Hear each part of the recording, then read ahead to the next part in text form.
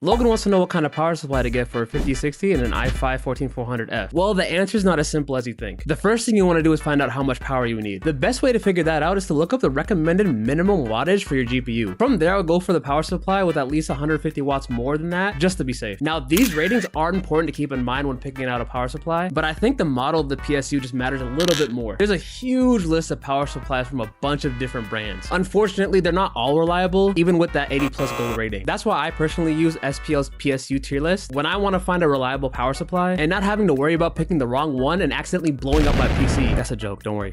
It's not gonna happen. Don't worry too much about choosing between a non-modular and a modular power supply. A modular PSU is just convenient since you can choose which power connectors you need. But if it's too expensive, getting a non-modular one is fine too. Just shove all the extra connectors into the hard drive bay because that's the only thing it's good for nowadays. Quick tip, I'd advise going for a 750 to 850 watt power supply just to future-proof your build a little bit. If you don't want to do any of that and just want my personal recommendation, I'd probably go for something like a Corsair CX650M if you're looking for a more budget-friendly power supply. It's 650 watt, 80 plus bronze, rated C plus on the tier list, which is perfectly fine for budget builds. Plus, it's semi-modular, which means it's the best of both worlds. That's a Hannah Montana reference if you didn't get that. If you're thinking of future-proofing though, I'd probably go for the Montex Entry 2 Gold, 850 watt, 80 plus gold, fully modular, ranked A- on the PSU tier list, and it's only around $26 more than the CX650M. I hope this helped, and thanks for the comment.